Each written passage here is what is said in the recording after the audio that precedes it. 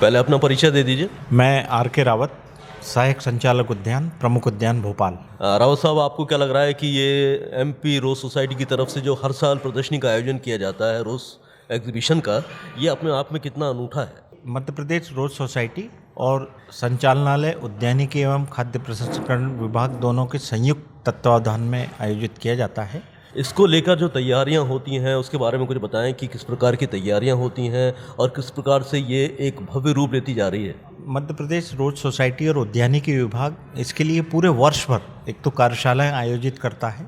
गुलाब उत्पादकों quality flower production कर सकें, उसकी कटाई छटाई और तमाम रखरखाव की कार्यशालाएं देता रहता है, ताकि उसके परिणाम स्वरूप ये प्रदर्शनी में उत्कृष्ट गुलाब आते हैं। और इसमें हमारे जो किसान भाई कॉमर्शियली गुलाब उत्पादन कर रहे हैं वो भी पार्टिसिपेट करते हैं और वो भी उत्साहित होते हैं। और इस तरीके से ये एक भव्य आयोजन का रूप ले लेता है। गुलाब लगाना जिनका शौक़ है और लंबे समय से जिनको अपने घरों में गुलाब लगाना बड़ा अच्छा लगता है, उनके लिए गुलाब उद्यान किस प्रकार के कार्यक्रम चलाता है ताकि वो इसका लाभ उठाकर गुलाब को और भी बढ़ावा दे सकें? गुलाब उद्यान वस्तुतः हॉर्टिकल्चर डिपार्टमेंट का एक कार्यालय है और इसमें वर्ष भर गुलाब प्रेमियों को गुलाब के पौधे उपलब्ध कराते हैं।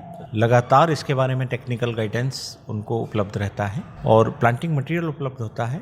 इस तरीके से गुलाब उत्पादकों को, ये गुलाब प्रेमियों को यहाँ से सहायता मिलती है। तो आपने इतने सालों में क्या देखा है कि अब रोज़ के प्रति लोगों का जो आकर्षण है वो किस प्रकार से बढ़ा है? गुलाबों की खेती को किस प्रकार से मध्य प्रदेश में बढ़ावा मिला? मध्य प्रदेश में कट फ्लावर का बहुत एरिया बढ़ा है और जैसे जैसे तकनीकी और टेक्नोलॉजी और एक्सटेंशन, हॉर्टिकल्चर एक्सटेंशन गाँव तक पहुँच रहा है, किसान वस्तुतः परंपरागत फसलों से उतना लाभ नहीं ले पा रहे थे।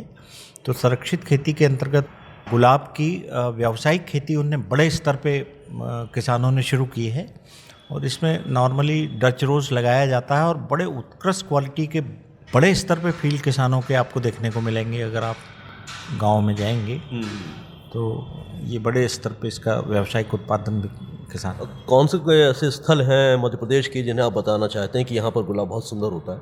एक तो भोपाल ही है। भोपाल के आसपास बहुत बड़े बड़े पॉली हाउस बने हुए हैं और मालवा रीजन, और अब तो कोई भी जिला अछूता नहीं है, हर जगह इसका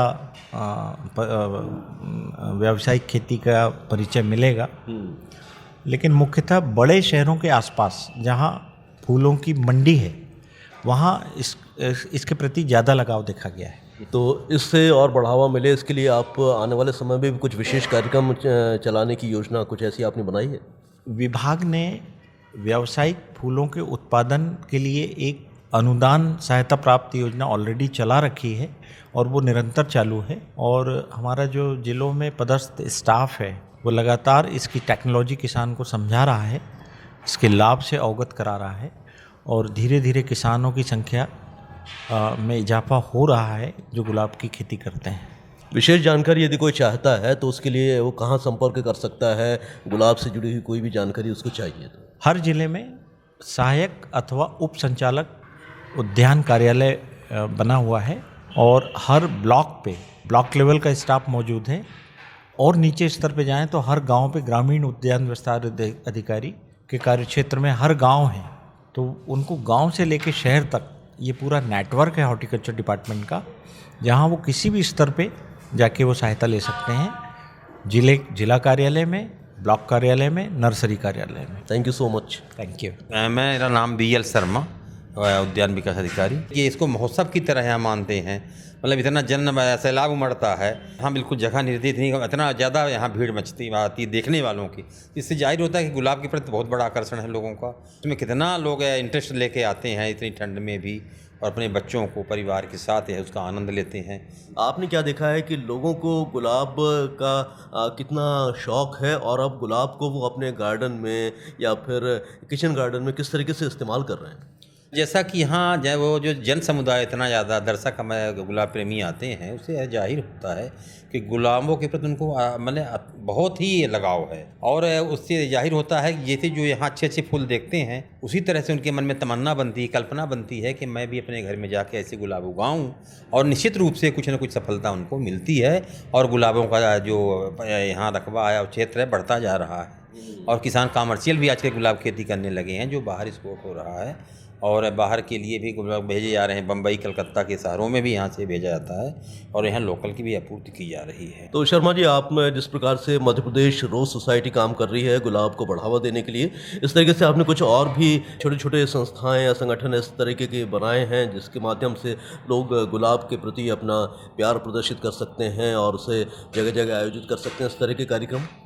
जैसा कि रोज़ सोसाइटी प्रयास कर रही है, देखिए रोज़ सोसाइटी के साथ साथ हमारा उद्यान की संचालनालय भी, जो हमारे विभाग के अधिकारी के हैं और यहाँ के कर्मचारी हैं, जो रोज़ सोसाइटी से संयुक्त रूप से ये इसका आयोजन होता है और दोनों साथ में ताल मिला कर के पूरा आयोजन को अच्छी तरह से सुचारू रूप से चलाते हैं, करते हैं। जैसा कि हम चूँकि गुलाब से जुड़े हुए हैं, हमारी सोसाइटी भी गुलाब से जुड़ी है, हमारा विभाग भी गुलाब से जुड़ा हुआ है, इसका नाम ही गुलाब उद्यान है। तो हम तो अभी अपने दर्शकों से ये अपेक्षा करते हैं कि ज़्यादा से ज़्यादा गुलाब अगर लगाएं, गुलाब का तो उनका रुझान है और जैसा कि जाहिर होता कि है, तो ज़्यादा से ज़्यादा गुलाब लगाएं। और जो उनको तकनीकी रूप से दिक्कतें होती हैं, तो रोज़ सोसाइटी के जब आयोजन होता है सेमिनार का, उसमें वो उसका लाभ उठा करके और ज़्यादा अच्छे से अपने से सुचारू रूप से अपना प्लांटेशन कर सकते हैं, कोई दिक्कत नहीं। पहले अपना परिचय दे दो। शैलेश अग्रवाल, मैं रोज़ सोसाइटी का एग्जीक्यूटिव बॉडी में पिछले 33 साल से इस रोज़ सोसाइटी से जुड़ा हुआ हूँ। ये शो भोपाल को बहुत कुछ देता है। हम जानना चाहते हैं कि रोज़ एग्जीबिशन का ये कौन सा साल है और इतने सालों में आपने रोज़ एग्जीबिशन को कहाँ पाया है? ये 42वां रोज़ शो हो रहा है हमारा। 75 में इसकी स्थापना हुई थी। तब यहाँ पर एक भी नर्सरी नहीं हुआ करती थी। हम लोग लखनऊ से, रायपुर से, पूना से, बेंगलोर से पौधे ला करके लोगों को उपलब्ध कराते थे। और आज भोपाल शहर में इकलौता ही शायद 250 से ज़्यादा नर्सरियाँ उपलब्ध हैं जो बहुत अच्छे पौधे उपलब्ध करा रही हैं लोगों को।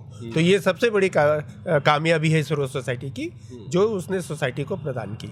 जब आपने ये रोज़ एग्जीबिशन की परंपरा शुरू की थी, श्रृंखला शुरू की थी, तब उस समय कितने तरह के रोज़ आपकी एग्जीबिशन में देखने को मिलते थे? और आज ये 42वां जब ये हम एग्जीबिशन कर रहे हैं, तो कितनी वैरायटी में और वृद्धि हो गई? उस समय 15 से 20 वैरायटियाँ ही शुरुआत में जो हुई थी और आज के समय में 450 से ज़्यादा वैरायटियाँ भोपाल शहर में विभिन्न गार्डनों में उपलब्ध है और उनके सारे कट फ्लावर ही हमारे शो में आते हैं। अच्छा, तो इस प्रदर्शनी में जो लोग आते हैं वो कहाँ कहाँ से आते हैं और आपने मध्य प्रदेश के बाहर लोगों का कितना उत्साह देखा है इस एग्जीबिशन में पार्टिसिपेट करने के लिए? बाहर के लोग तो फूलों की नाजुकता को देखते हुए बहुत ज़्यादा नहीं आ पाते हैं। इंदौर है, मंडीदीप है, या जो 150-200 किलोमीटर के दूर के हैं, जबलपुर हैं, ये इक्का दुक्का पार्टिसिपेट करते हैं। मैक्सिमम पार्टिसिपेशन भोपाल शहर के वासियों का ही होता है। इस एग्जीबिशन को आगे बढ़ाने के लिए और कौन कौन से प्लान्स आपके चल रहे हैं ताकि ज़्यादा से ज़्यादा जो रोज़ लवर्स हैं उनको मौका मिल सके और वो अपनी कला को दिखा सकें? हम साल भर में 5 से 6 वर्कशॉप करते हैं। कभी रोज़ कटिंग के ऊपर, कभी रोज़ की देखभाल के ऊपर, कभी कट फ्लावर कैसे लाना है इसके ऊपर। इस प्रकार से विभिन्न हम वर्कशॉप करते हैं जो लोगों तक इस कार्यक्रम की सूचना को भी पहुंचाते हैं और उनको सिखाते हैं कि कैसे गुलाब की तैयारी करनी चाहिए, देखरेख करनी चाहिए। रोज़ को लेकर किस प्रकार का वातावरण बनता जा रहा है और लोग किस प्रकार से छोटी छोटी जगहों का इस्तेमाल करके गुलाब लगा रहे हैं? जी बिल्कुल, मतलब ये तो देखने लायक होता है। जब हम भोपाल शहर के गार्डन देखने जा रहे थे जो पार्टिसिपेट किए थे, तो हम सोच नहीं सकते हर एक सीमाओं को पार करते हुए 10 गमले 20 गमले जितना जिससे बन रहा है उसने लगाए हैं। तो ये स्वाभाविक है कि ये कंक्रीट के जंगल में लोगों ने अपना छोटा छोटा सहयोग देना शुरू कर दिया है। अच्छा, तो इस बातचीत के माध्यम से अनुरोध क्या करना चाहते हैं आप लोगों से? हम अनुरोध ये करना चाहेंगे कि और हमारे इसमें साथ लोग जुड़े, पर्यावरण को अच्छा बनाए, क्योंकि अब भोपाल शहर ऊपर बढ़ता जा रहा है। तो अब टेरेस गार्डन, छत के गार्डनिंग की ज़्यादा आवश्यकता है, जिससे कि लोग अपनी सीमाओं से आगे बढ़ कर के भी इसमें हिस्सा लें और पर्यावरण को अच्छा करें। बातचीत के लिए बहुत बहुत शुक्रिया आपका। धन्यवाद सबको। मेरा नाम सुशील प्रकाश है। मैं पूर्व अध्यक्ष हूँ मध्य प्रदेश रोज़ सोसाइटी का। सुशील जी, ये जो 42वीं एग्जीबिशन शुरू होने वाली है भोपाल में, गुलाब प्रदर्शनी, सुशील जी आपको क्या लगता है कि तकरीबन कितनी वैरायटीज़ होंगी गुलाबों की जो इस रोज़ एग्जीबिशन में देखने को मिल जाती हैं लोगों को? अमूमन मेरे हिसाब से 500 से 600 वैरायटीज़ जो हैं गुलाब की वो देखने को मिल जाती हैं। हाइब्रिड, फ्लोरीबंडा, मिनिएचर, पोलियंथा और क्लाइंबर्स मिला के। और ठंड का मौसम गुलाबों के लिए काफ़ी मुफीद माना जाता है और बहार आ जाती है गुलाबों की, तो लोगों का ज़्यादा से ज़्यादा यहाँ पर हुजूम उमड़े उसके लिए आप किस प्रकार का प्रचार प्रसार करते हैं इस एग्जीबिशन को के प्रति लोगों को जोड़ने के लिए? देखिए, ये जो अखिल भारतीय गुलाब प्रदर्शनी है भोपाल की, ये देश की सबसे बड़ी गुलाब प्रदर्शनी है और इसमें सबसे ज़्यादा प्रादर्श आते हैं। भोपाल के जो लोग हैं वो प्रकृति प्रेमी हैं और हमेशा उनका जुड़ाव गुलाब से रहा है और इतने सालों में हमने देखा है कि वो जानते हैं कि प्रथम सप्ताह शनिवार और रविवार जनवरी का गुलाब प्रदर्शनी होती है और अखबार भी और प्रिंट मीडिया भी हमको जो है पब्लिसिटी दे रहा है और हमारी कोशिश है थोड़े बैनर्स और पोस्टर्स भी हम लगाएं, गवार माहौल में आकर ये जो गुलाब का जो है इसको सेलिब्रेट करें। Thank you so much. आपका शुभ नाम क्या है? मेरा नाम प्रेरणा प्रकाश है, मैं भी जॉइंट सेक्रेटरी हूँ। हाँ, जब मैं छोटी थी आती थी तो इतने लोग नहीं आते थे। ये इसकी पॉपुलैरिटी तो बड़ी ही है इतने सालों में और लोग और जानना चाहते हैं, हमसे पूछते हैं। मुझे तो बहुत खुशी है कि इतने सारे लोग आते हैं, यहाँ इतनी भीड़ आती है और लोगों को इंतज़ार रहता है कि कब ये प्रदर्शनी होएगी। सब लोग देखने आना चाहते हैं। मैं डॉक्टर निशा सिंह। निशा जी, आप रोज़ सोसाइटी से तकरीबन कितने सालों से जुड़ी हुई हैं? मैं पिछले 16 सालों से रोज़ सोसाइटी से जुड़ी हुई हूँ। पिछले 10-12 सालों से पार्टिसिपेट किया है और मीडियम साइज़ गार्डन में मैंने बेस्ट रोज़ गार्डन अवार्ड लिया है। अरे वाह! और इस साल का मेरा लार्जेस्ट जो बृहत्तम गार्डन कहलाता उसमें सेकंड पोजीशन रही। अरे वाह! अच्छा, ये रोज़ एग्जीबिशन अपने आप में बहुत ही अनूठी एग्जीबिशन होती है। आपने इस तरीके का शो कहीं और भी देखा है? हाँ, इस तरह का शो मैंने कलकत्ता में और पूना में देखा है और इसके अलावा पचमढ़ी में हम लोगों ने भारत सरकार को सहयोग के से उनका रोज़ शो ऑर्गेनाइज करवाया था होशंगाबाद डिस्ट्रिक्ट में। जब अखिल भारतीय गुलाब प्रदर्शनी की बात होती है तो सभी को प्रतीक्षा होती है इस प्रदर्शनी की। आप क्या देखा है कि इस प्रदर्शनी की किस प्रकार से अहमियत बढ़ती जा रही है और किस प्रकार से ये प्रदर्शनी विस्तार प्राप्त करती जा रही है? पहले तकरीबन हमारे यहाँ 20 से 27 के आसपास रोज़ गार्डन पार्टिसिपेट करते थे। आज की डेट में 70 गार्डन पार्टिसिपेट कर रहे हैं और रोज़ लवर दिनों दिन बढ़ते जा रहे हैं और गार्डन के शौकीन जो हैं, गुलाबों के शौकीन भी संख्या बढ़ती जा रही है। अच्छा, किस प्रकार की वैरायटी यहाँ नज़र आती है गुलाबों की?